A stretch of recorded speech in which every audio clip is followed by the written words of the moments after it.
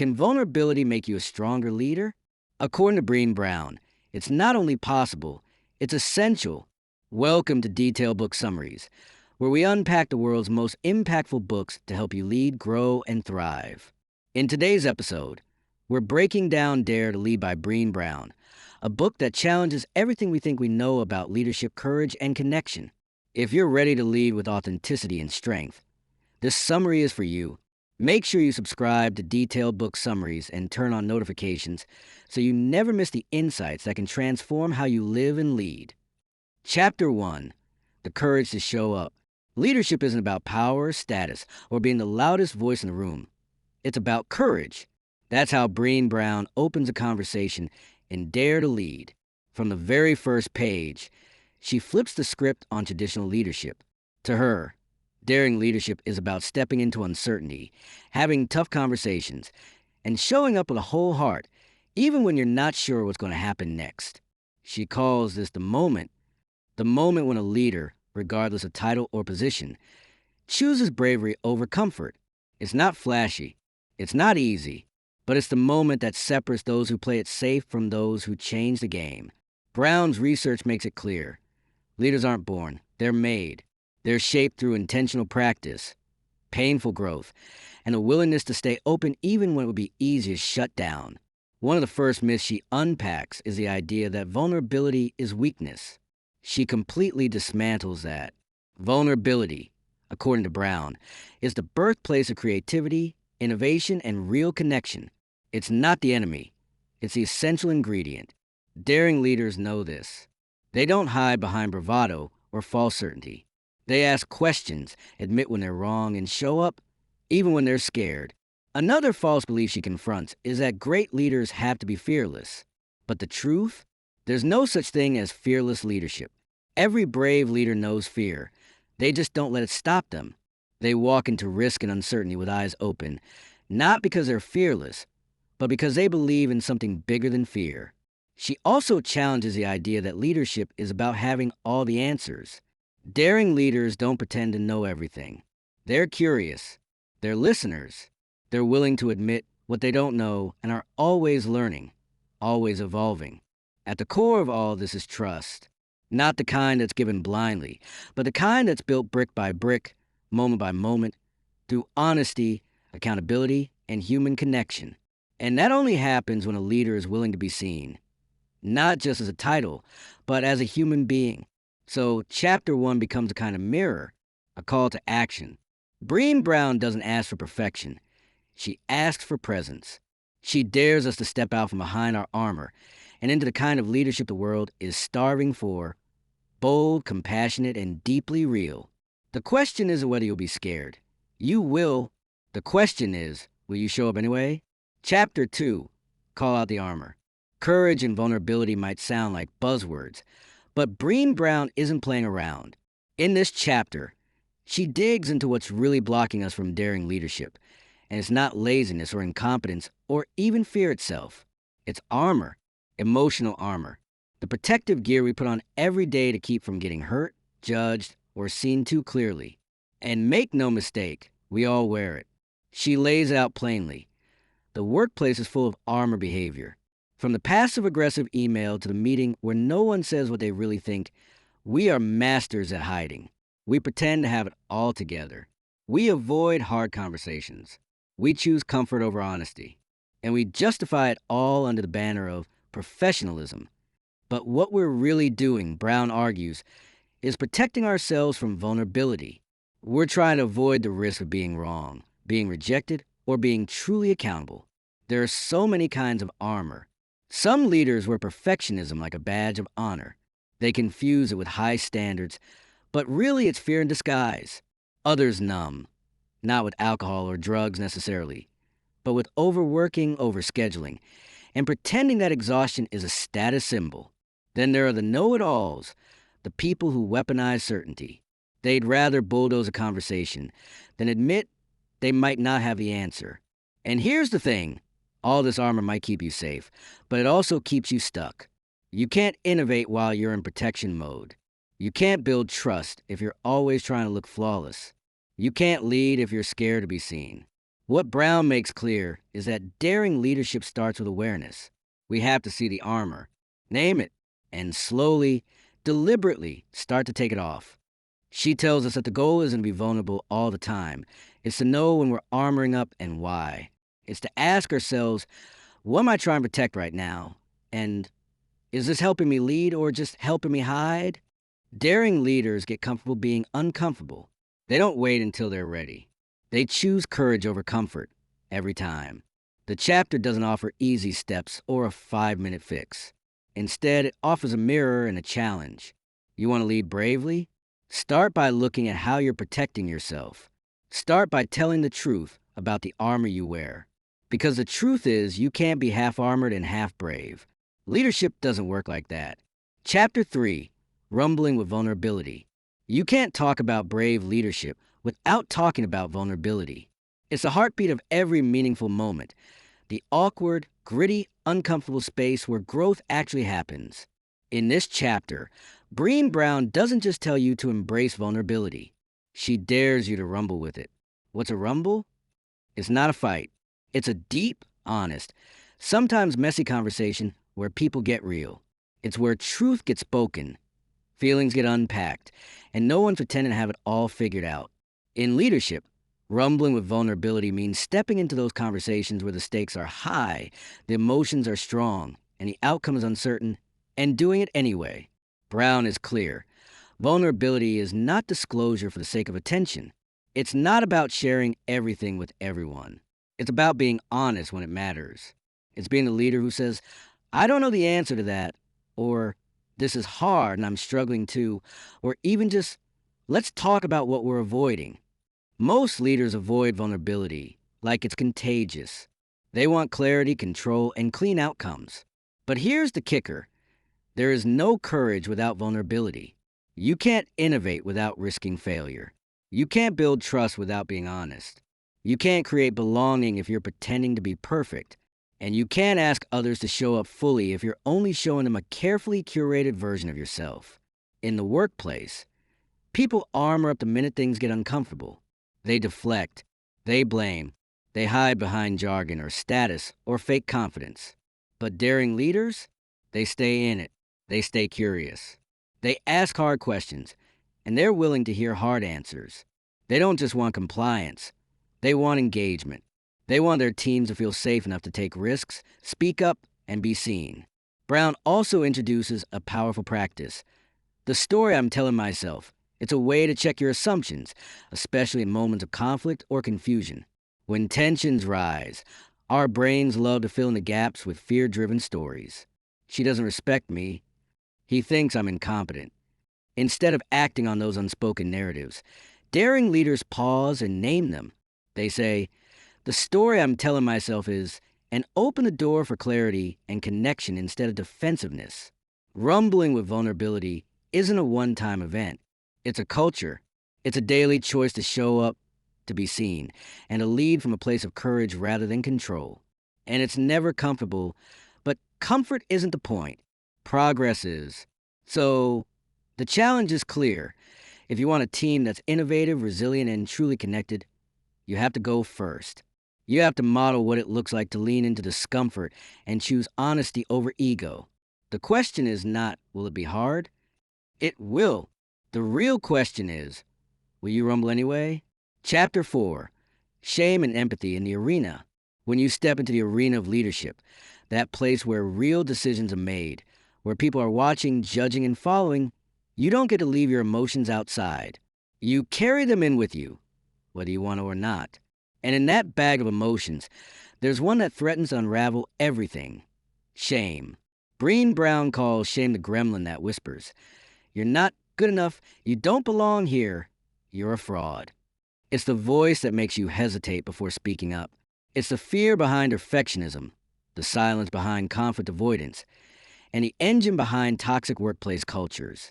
But here's the thing, most leaders don't even realize shame is driving them. This chapter doesn't tiptoe around it. Brown gets straight to the point. You can't build courageous teams without addressing shame.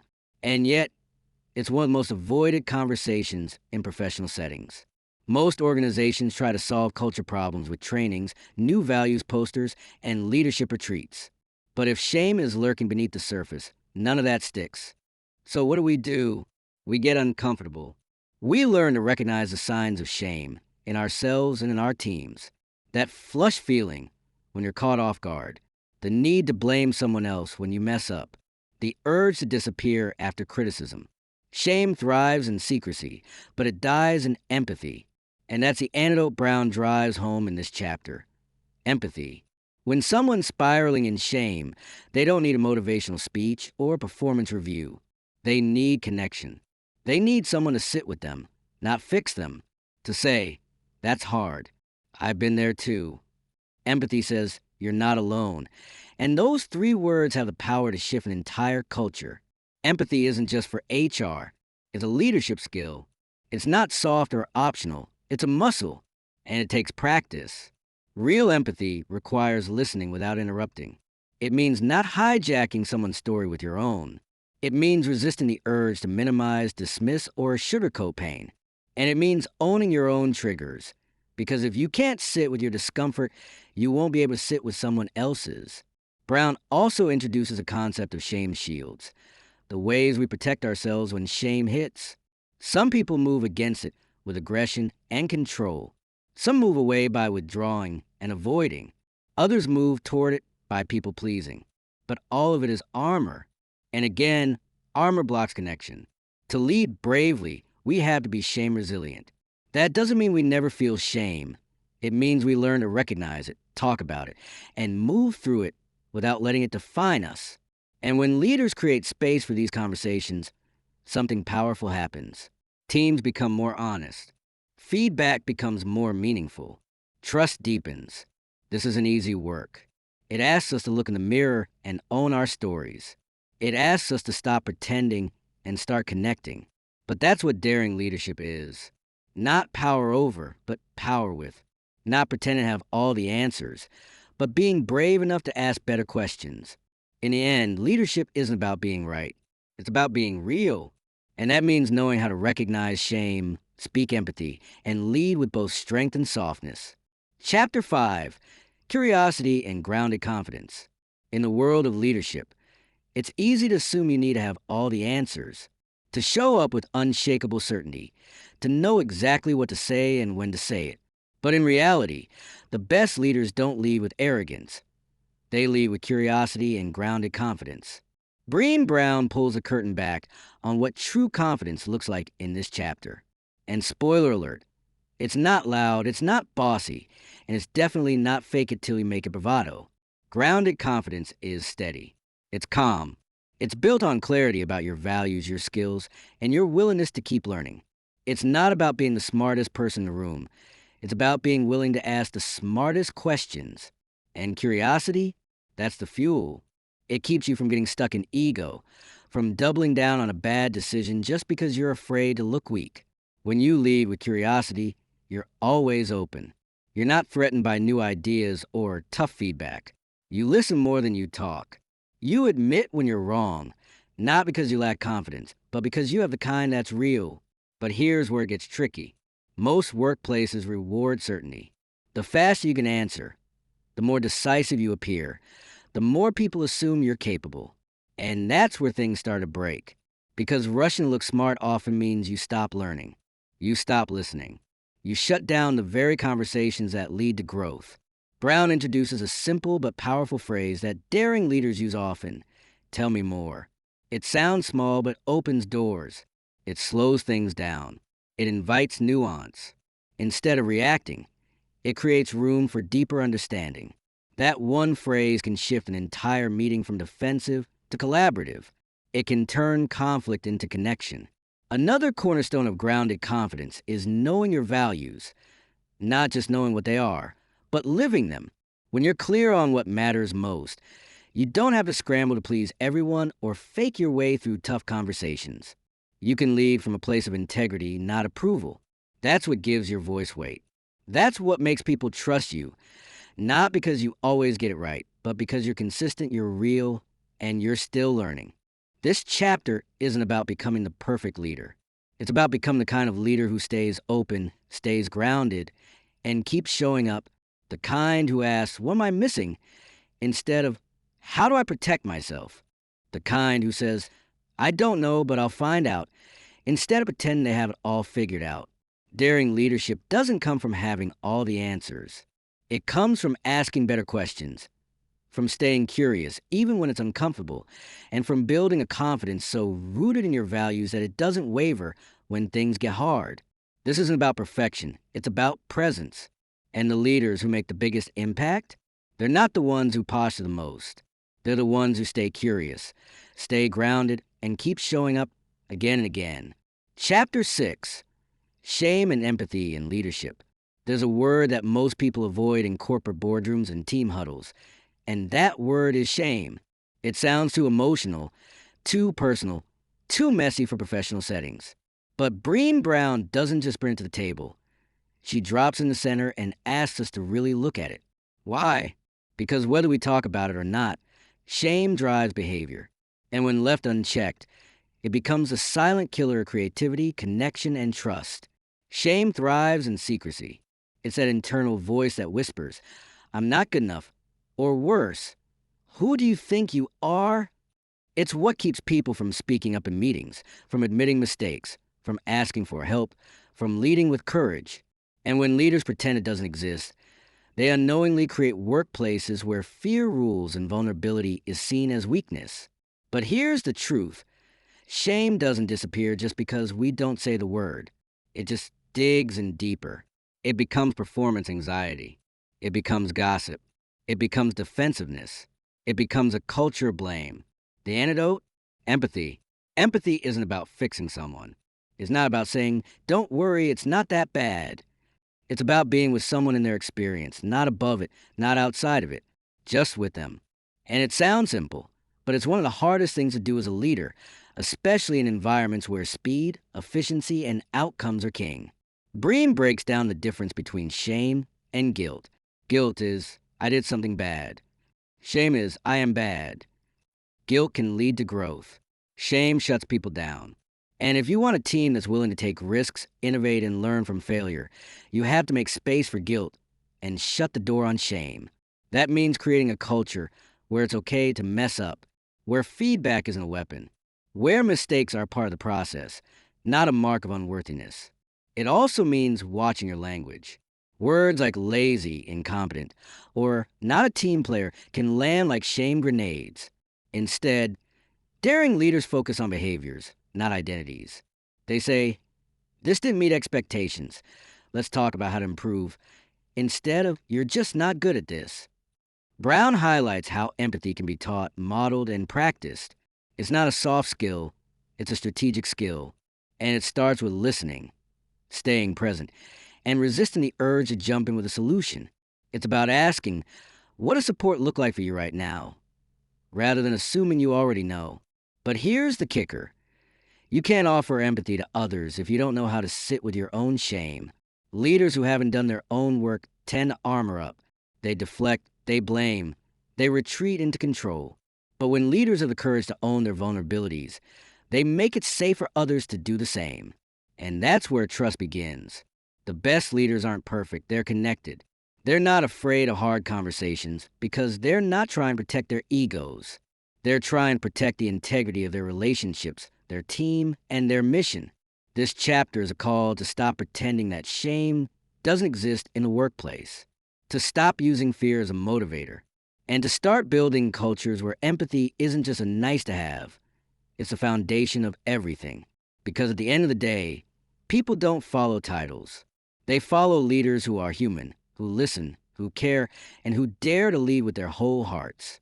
Chapter 7: Living into Our Values. It's one thing to have values. It's another thing entirely to live them.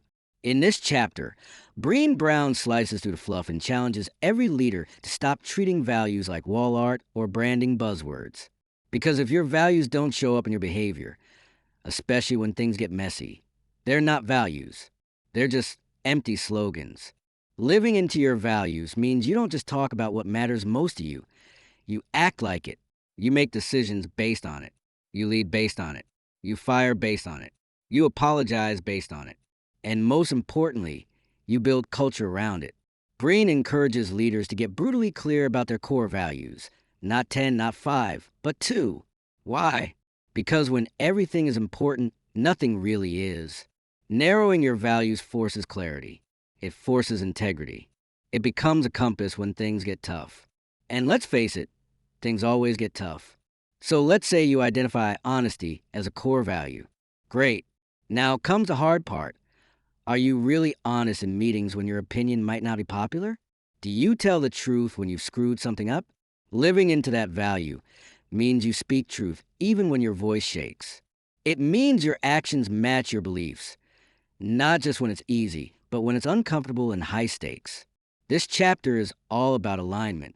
Daring leaders aren't perfect, but they're committed to reducing the gap between what they say they value and how they actually behave.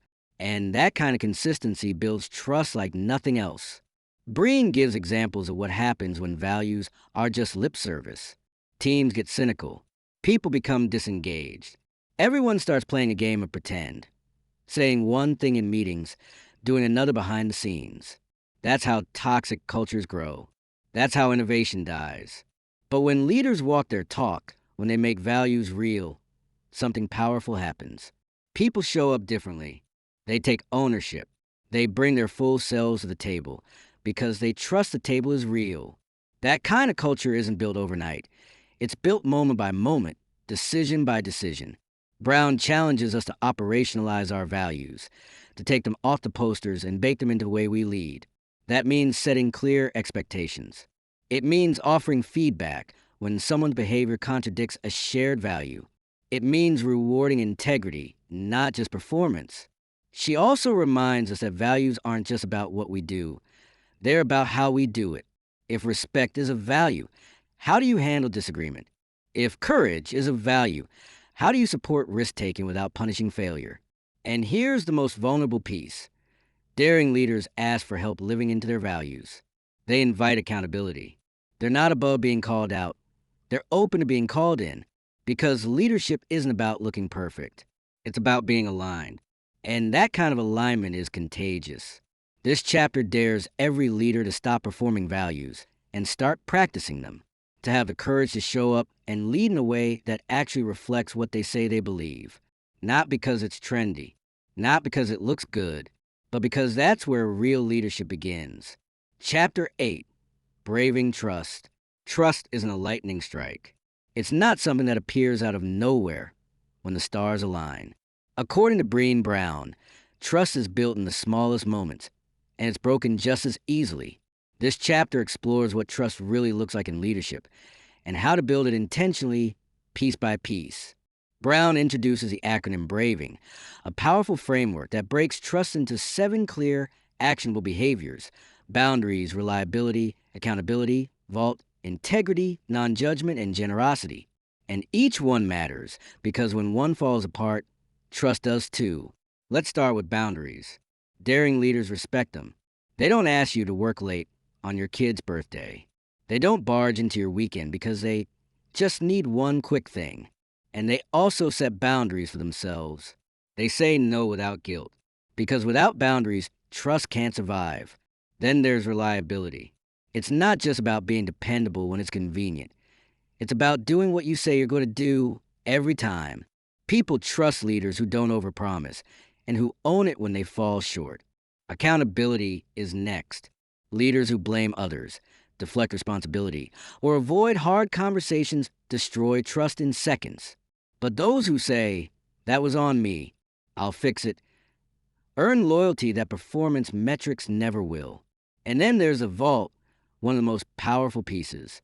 If you're the kind of person who shares other people's stories on the guise of just venting, people assume you'll do the same with theirs. The vault is about confidentiality. If it's not your story to tell, you don't tell it. Period. Trust dies when gossip thrives. Integrity is doing what's right, not what's fast or easy. It's acting in alignment with your values, even when no one is watching, especially when no one is watching. Brown emphasizes that integrity isn't about grand gestures. It's about daily choices. Non-judgment means people can come to you with anything: a mistake, a fear, a request for help, and not be met with shame or superiority. In a workplace where people feel judged, they hide. But in a culture of non-judgment, they grow. And finally, generosity. This is about extending the most generous interpretation of others' words and actions, instead of jumping conclusions or assuming bad intent. Daring leaders ask questions. They stay curious. They believe the best, even when it's easier to assume the worst. Here's the part that hits hard. You don't get to claim trust if you're not practicing all seven. And trust isn't just something you ask for, it's something you earn. It's not a feeling, it's a pattern. And it starts with leaders modeling the braving behaviors before they ever expect them from anyone else. Breen doesn't shy away from the fact that trust is hard, it's uncomfortable, it requires vulnerability. But it's also the backbone of every thriving team. Without trust, you don't get innovation, creativity, or real collaboration. You get compliance, silence, and disengagement. She also flips the lens and reminds us that self-trust is foundational. If you can't trust yourself to set boundaries, hold yourself accountable, or act with integrity, it's almost impossible to trust others or lead them well. You can't get what you don't have. This chapter isn't about becoming perfect. It's about becoming aware. Aware of how our choices impact others. Aware of where we fall short. And most importantly, aware that trust isn't built by title or authority. It's built by how you show up moment by moment, day after day. So if you want to lead, really lead, you don't start with strategy. You start with trust. Because leadership without trust isn't leadership at all. It's control. And no one follows control for long. Chapter 9, Learning to Rise. Falling is inevitable. The real question is, what do you do after the fall? That's where this chapter hits home. In Learning to Rise, Brené Brown takes the spotlight off the shiny moments of success and zeroes in on the mess, the pain, the embarrassment, the failure, because that's where real leadership is built. Not when you're soaring, but when you've hit the ground so hard it takes your breath away. We all fall.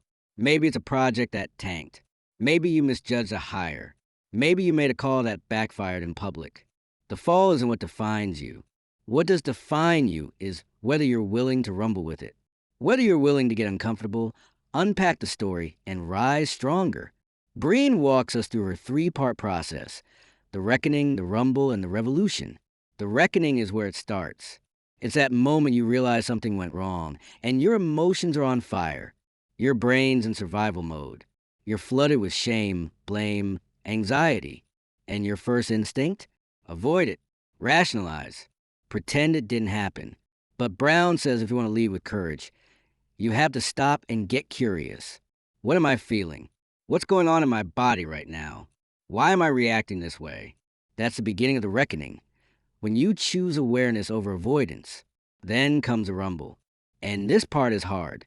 This is where you lean into the discomfort and confront the story you're telling yourself. Because here's the thing. Your brain hates unfinished stories. So it fills in the blanks with worst-case scenarios. They don't respect me. I'm not good enough. They're out to get me. And without the rumble, those made-up stories start running the show. The rumble is where you pause and ask, what's the story I'm telling myself? And then you interrogate it. Is it true? Do I have all the facts?